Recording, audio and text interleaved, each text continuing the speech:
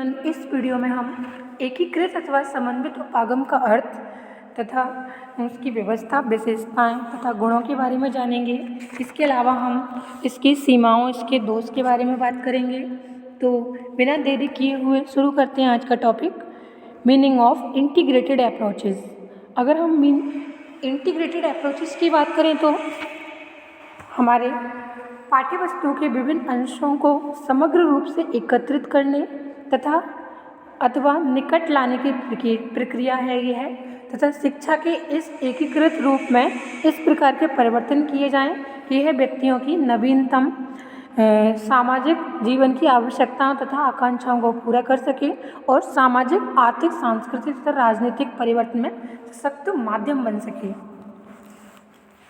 यह एक American concept है। सबसे पहले हमारे देश में कोठारी आयोग, जो कि 1964 से 66 में आया था, इस कॉन्सेप्ट को इन्होंने सबसे पहले डिस्क्राइब किया। आयोग ने अपव्यय व अवरोध की समस्या को दूर करने के लिए इस उपागम का प्रयोग करने पर काफ़ी बल दिया तथा इस उपागम में इन्होंने कुछ बातों पर बल दिया। उन बातों को हम जानेंगे। इसमें निम्नलिखित बातों पर बल दिया गया था। शिक्षा में ज्ञान केवल पुस्तकों तक ही सीमित है, अतः छात्रों को स्वयं अनुभवों के आधार पर सीखने के लिए स्वतंत्र रूप से प्रेरित करना चाहिए। यानी कि हमें छात्रों को पुस्तकों के बाहर ज्ञान देना है, ऐसा इस एकीकृत अथवा समन्वित उपागम में बताया गया था तथा बच्चों को स्वयं के आधार पर, स्वयं के अनुभव के आधार पर सीखने के लिए प्रेरित करना चाहिए। ज्ञान को प्राप्त करने में केवल विषयों की ही शिक्षा न देकर व्यवहारिक पक्ष पर बल देना चाहिए। यानी कि अगर हम स्टूडेंट कोई भी ज्ञान प्राप्त करना चाहता है तो वो केवल किताबों तक सीमित ना रहे तथा जो प्रैक्टिकल लाइफ में जो बच्चा अनुभव ले रहा है उनको उन पक्षों पर हमें ज़्यादा बल देना है, उनको ज़्यादा स्पेसिफाई करना है। नेक्स्ट है, छात्रों को रुचि तथा अनुभव के आधार पर सीखने के लिए प्रोत्साहित करना चाहिए। यानी कि छात्र किताबों तक सीमित ना रहें, केवल विद्यालय तक सीमित ना रहें। छात्र अपने दैनिक जीवन में जो जो नए नए अनुभव कर रहे हैं, नए नए ज्ञान को अर्जित कर रहे हैं तथा उनकी किस चीज़ क्षेत्र में रुचि ज़्यादा है, इस चीज़ को हमें बच्चे को सिखाना है और उनको प्रोत्साहित करना है इस चीज़ के लिए। इसके बाद हम व्यवस्था या ऑर्गेनाइजेशन की बात करें तो एकीकृत उपागम या फिर इंटीग्रेटेड अप्रोच द्वारा सामाजिक अध्ययन मानगढ़ शिक्षा प्रदान की जाती है। इस उपागम की व्यवस्था में सामाजिक अध्ययन संपूर्ण अविभक्त इकाई के रूप में प्रदान किया जाता है तथा इनकी भिन्न भिन्न इकाइयाँ नहीं होती। इस एक इंटीग्रेटेड अप्रोच के अंतर्गत सामाजिक अध्ययन यानी कि जनरल स्टडीज़ की शिक्षा प्रदान की जाती है और इस अप्रोच में व्यवस्था या ऑर्गेनाइजेशन में सामाजिक अध्ययन को अविभक्त यानी कि अविभक्त यानी कि इसको डिवाइड नहीं किया जा सकता, अविभक्त इकाई के रूप में प्रदान किया जाता है तथा इनकी अलग अलग इनको यूनिट्स में डिवाइड नहीं किया जाता है।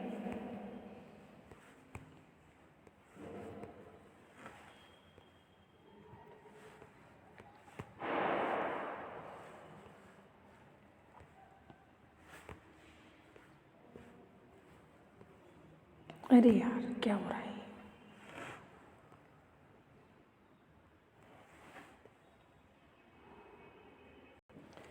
विशेषताएं या गुणों की बात करें तो इसमें पाठ्यक्रम को भिन्न छोटी छोटी इकाइयों में क्रमबद्ध रूप से विभाजित कर लिया जाता है। विषय वस्तु को सरल से कठिन की ओर संगठित किया जाता है। तो पाठ्यक्रम को छोटी छोटी इकाइयों में क्रमबद्ध रूप से सीक्वेंस में डिवाइड कर लेते हैं। इसके बाद विषय वस्तु यानी कंटेंट को सरल से कठिन की ओर संगठित किया जाता है। यानी कि पहले हम किसी स्टूडेंट्स को सिंपल चीज़ें सिखाएंगे, उसके बाद हम उसको थोड़ी सी टफ या कॉम्प्लिकेटेड चीज़ें सिखाएंगे। ज्ञान प्राप्ति के लिए छात्र को पूर्ण स्वतंत्रता प्रदान की जाती है। यानी कि ज्ञान प्राप्त करने के लिए छात्र को पूर्ण स्वतंत्रता दी जाती है तथा छात्र अपने अनुसार कोई भी चीज़ पढ़ सकता है, समझ सकता है तथा अपने अनुभवों का प्रयोग करके कोई भी चीज़ समझ सकता है। छात्र अपनी रुचि, सामर्थ्य तथा योग्यता के अनुरूप इन इकाइयों का अपनी गति के अनुसार अध्ययन करते हैं। एक एक इकाई का अध्ययन समाप्त करने पर दूसरी इकाई का अध्ययन आरंभ किया जाता है और इन्हें पूरा करने में समय का कोई प्रतिबंध नहीं होता। यानी कि किसी भी विद्यार्थी को एक पूरा समय दिया जाता है अपनी रुचि और अपनी सामर्थ्य से योग्यता के अनुरूप इकाइयों का अपनी गति के अनुसार अध्ययन कर सकते हैं। सीमाएं, डीमेरिट्स की बात करें तो यह एक अमेरिकन कॉन्सेप्ट है। सर्वप्रथम हमारे देश में कोठारी आयोग 1966 ने इस कॉन्सेप्ट पर बल दिया था। आयोग ने अपव्यय व अवरोध की समस्या को दूर करने के लिए इस उपाय का प्रयोग करने पर बल दिया था। यानी कि अगर किसी विद्यार्थी को अवरोध की समस्या उत्पन्न हो रही है, उसके अध्ययन में अवरोध हो रहा है या किसी भी प्रकार का इनहिबिटेशन हो रहा है, तो उसकी समस्या को दूर करने के लिए इस उपागम के प्रयोग पर उन्होंने बल दिया था। इसके बाद हम एकीकृत उपागम का पाठ्यक्रम क्यूरिकुलम ऑफ इंटीग्रेटेड अप्रोच की बात करेंगे। एकीकृत उपागम में पाठ्यक्रम अनुभव केंद्रित होता है, यानी कि एक्सपीरियंस बेस्ड होता है। अनुभव उद्देश्यों के अनुरूप होते हैं और अध्यापक इनके द्वारा छात्रों के व्यवहार में परिवर्तन लाने का प्रयास करते हैं या उसकी कोशिश करते हैं। प्राथमिक स्तर पर इस नवीन उपागम द्वारा अनुभव केंद्रित पाठ्यक्रम में छात्र स्वक्रिया करके अपने अनुभवों व सीखने के अनुभवों के आधार पर ज्ञान प्राप्त करते हैं। यह पाठ्यक्रम कुछ फैक्ट पर डिपेंड होता है, यानी कि जो इसका क्यूरिकुलम है एकीकृत उपागम का, उसमें छात्रों का जो पाठ्यक्रम होता है या क्यूरिकुलम होता है वो पूरी तरीके से अनुभव केंद्रित होता है। अनुभव उद्देश्यों के अनुरूप होते हैं और अध्यापक इनके द्वारा छात्रों के व्यवहार में परिवर्तन लाने का प्रयत्न करते हैं, यानी कि बच्चों को सिखाने की कोशिश करते हैं।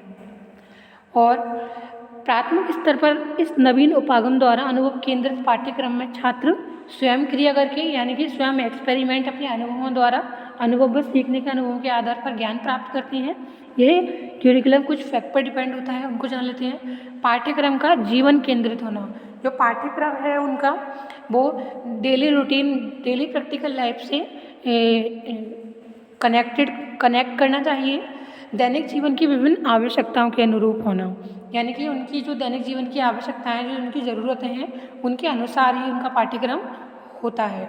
पाठ्यक्रम का प्रत्यक्ष संबंध जीवन से स्थापित करना, क्यूरिकुलम का डायरेक्ट रिलेशन जो है वो जीवन से, यानी कि लाइफ से कनेक्ट करना इसका उद्देश्य होता है।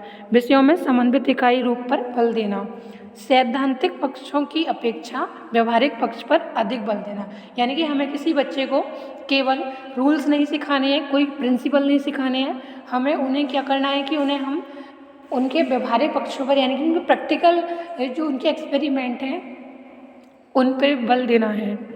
प्रयोगात्मक चीज़ों पे ज़्यादा बल देना है, अनुभवों पर ज़्यादा बल देना है, सैद्धांतिक या थियोरेटिकल चीज़ों पर हमें कम बल देना है। इसके बाद हम इवैल्यूएशन या मूल्यांकन की बात करें तो एकीकृत उपागम में इंटीग्रेटेड अप्रोच में निरंतर मूल्यांकन प्रणाली पर बल दिया जाता है, यानी कि ये मूल्यांकन कंटिन्यूअस चलता रहता है। इसमें छात्र स्वयं करके सीखते हैं, यानी कि छात्र अपने एक्सपीरियंस के बेस पे सीखते हैं, साथ ही साथ सीखे हुए ज्ञान का स्वतः परीक्षण भी करते रहते हैं, यानी कि जो उन्होंने ज्ञान सीख लिया उसका परीक्षण, यानी कि उनके टेस्ट भी चलते रहते हैं। इस प्रकार मंद बुद्धि एवं पिछड़े छात्रों का आसानी से पता चल जाता है। जो विद्यार्थी प्रखर बुद्धि के होते हैं या प्रतिभाशाली होते हैं वो, और जो मंद बुद्धि एवं पिछड़े छात्रों का आसानी से पता चल सकता है, क्योंकि वह स्वयं अध्ययन में अन्य की अपेक्षा बहुत पीछे रह जाते हैं, जिसके आधार पर शिक्षक को उचित मार्गदर्शन व सलाह प्रदान करता रहता है।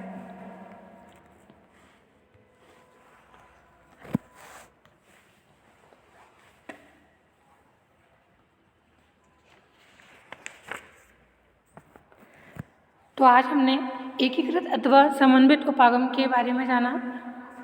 अगर हम जीव विज्ञान प्रशिक्षण का प्रक्रियात्मक उपागम की बात करें तो इसमें सभी विद्वानों के, जिनमें जीव विज्ञानों का अध्ययन भी सम्मिलित है, विकास की अपनी एक विशेष प्रक्रिया होती है तथा उनकी प्रकृति, गुणों एवं विशेषताओं का कार्यक्षेत्र भी उनकी इस विकास प्रक्रियाओं से संबंधित होता है।